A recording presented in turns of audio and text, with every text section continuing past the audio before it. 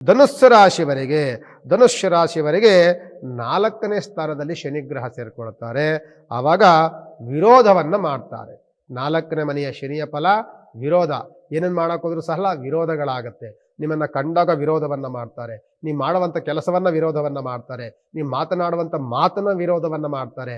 ನಿಮ್ಮ ಕೈ ಹಾಕಿದ ಕೆಲಸಗಳು, ಮಾತು, ವ್ಯವಹಾರಗಳೆಲ್ಲವೂ ಸಹ ಅದಕ್ಕೆಲ್ಲವೂ ವಿರುದ್ಧವಾದಂತಹ ವಿರೋಧಗಳನ್ನ ಇರುವಂತಹ ನಿಮ್ಮ ಅಕ್ಕಪಕ್ಕದಲ್ಲಿರುವಂಥವರಿಂದಲೇ ನಡೆಯುತ್ತೆ. ಕುಟುಂಬದಲ್ಲಿ ನಿಮ್ಮನ್ನ ವಿರೋಧವನ್ನು ಮಾಡ್ತಾರೆ. ನೀವು ಮಾಡುವಂಥ ಮಾತುಗಳ ಬಗ್ಗೆ ವಿರೋಧವನ್ನು ಮಾಡ್ತಾರೆ. ನೀವು ಮಾತನಾಡುವಂಥದ್ದೇ ಅವ್ರಿಗೆ ಇಷ್ಟ ಆಗೋದಿಲ್ಲ. ನಿಮ್ಮ ನಡವಳಿಕೆ ಇಷ್ಟ ಆಗೋದಿಲ್ಲ. ನೀವು ಮಾಡುವಂಥ ಕೆಲಸಗಳು ಇಷ್ಟ ಆಗೋದಿಲ್ಲ. ಎಲ್ಲದಕ್ಕೂ ಪ್ರತಿಯೊಂದಕ್ಕೂ ಸಹ ವಿರೋಧದ ಮಾತುಗಳು ಇದ್ದೇ ಇರುತ್ತೆ. ನಿಮಗೊಂದು ಮಾತಿಗೆ ಇನ್ನೊಂದು ಕೌಂಟ್ರು ಮಾತುಗಳಂತೂ ಬರ್ತಲೇ ಇರುತ್ತೆ. ಅದು ಎಚ್ಚರಿಕೆಯನ್ನು ವಹಿಸುತ್ತೆ. ಆದ್ದರಿಂದ ಈ ವಿರೋಧ ಮಾತುಗಳಿಗೆ ನಾವು ಮತ್ತೊಂದು ವಿರೋಧ ಮಾತುಗಳನ್ನು ಆಡಬಾರದು. ಅದು ನಿಮಗೆ ಆಗುವಂತಹ ಮತ್ತೊಂದು ತೊಂದರೆಗಳನ್ನು ಕೊಡುವಂಥದ್ದು.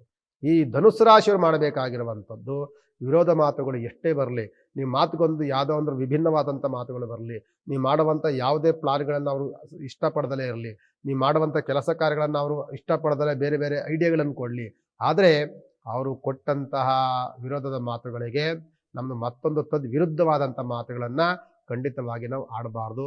ಆ ವಿರೋಧಗಳ ಮಾತುಗಳನ್ನೇ ಒಪ್ಕೊಂಬಿಡಬೇಕು. ಅದು ಸರಿನೋ ತಪ್ಪೋ ಒಪ್ಕೊಳ್ಳಿ.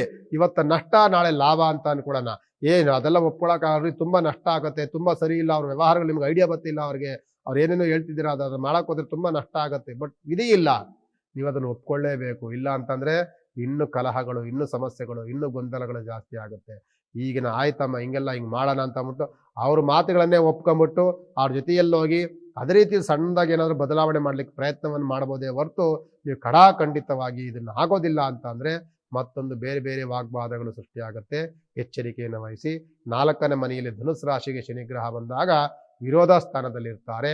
ಅದಕ್ಕೆ ವಿರೋಧಿಗಳಿಂದ ದೂರ ಇರಿ, ವಿರೋಧಿಗಳಿಂದ, ಶತ್ರುಗಳಿಂದ ದೂರ ಇರಿ, ವಿರುದ್ಧ ಅವರಿಂದ ದೂರ ಇರಿ, ಊಹಾಪೋಹಗಳ ಹರಡೋರಿಂದ ದೂರ ಇರಬೇಕಾಗತ್ತೆ ಹೊರತು ಬೇರೆ ಏನು ಮಾಡ್ಲಿಕ್ಕೆ ಆಗೋದಿಲ್ಲ.